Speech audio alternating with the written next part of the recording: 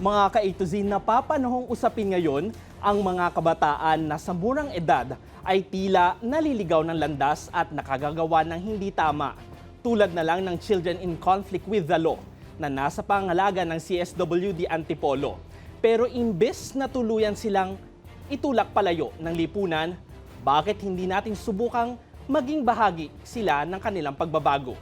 Yan po ang misyon ng Balitang A to Z sa ikalimang anibersaryo ng programa.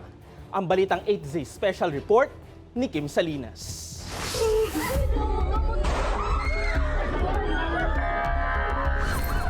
Batay sa pagsusuri ng datos mula sa Juvenile Justice and Welfare Council, tumaas ang bilang ng children in conflict with the law sa taong 2025 na umabot ng 8,674 na kaso mula sa 4,383 na kaso noong taong 2024.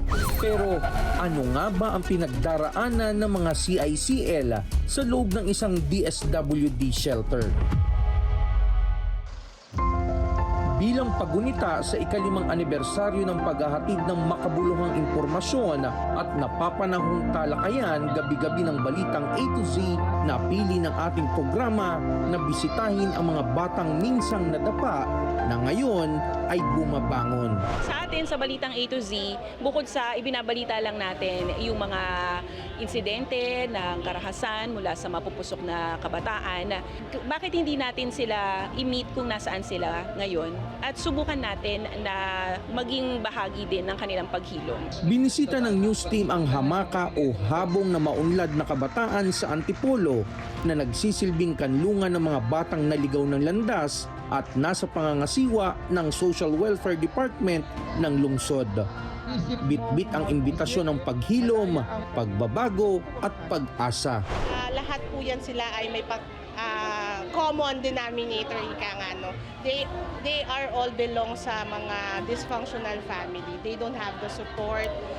Nandyan sila but emotionally wala sila. Kasama ang partners mula sa Young Artist Studio, handog ng Zoe Broadcasting Network Incorporated, ang isang art healing workshop.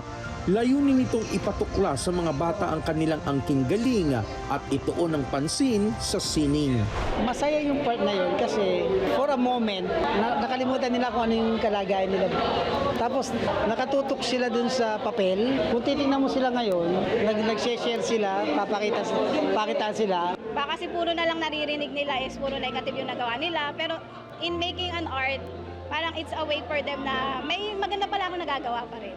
Bukod sa drawing, handog din bilang parte ng values formation ang pagbabahagi ng salita ng Diyos na hatid ng Living Word Community Church.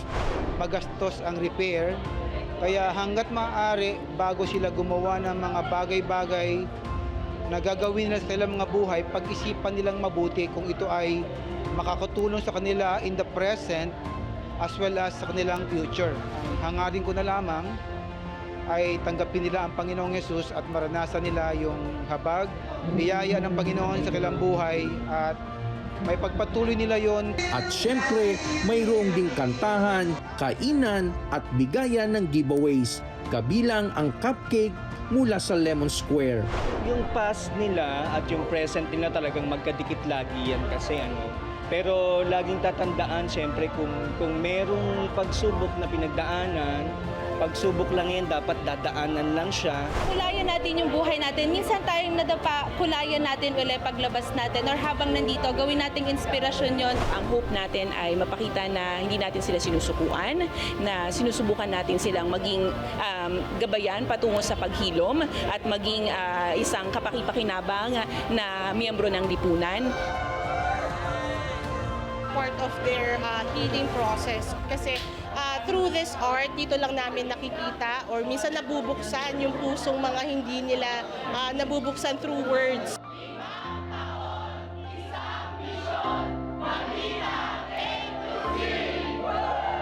Para sa Balitang A to Z, Kim Salinas.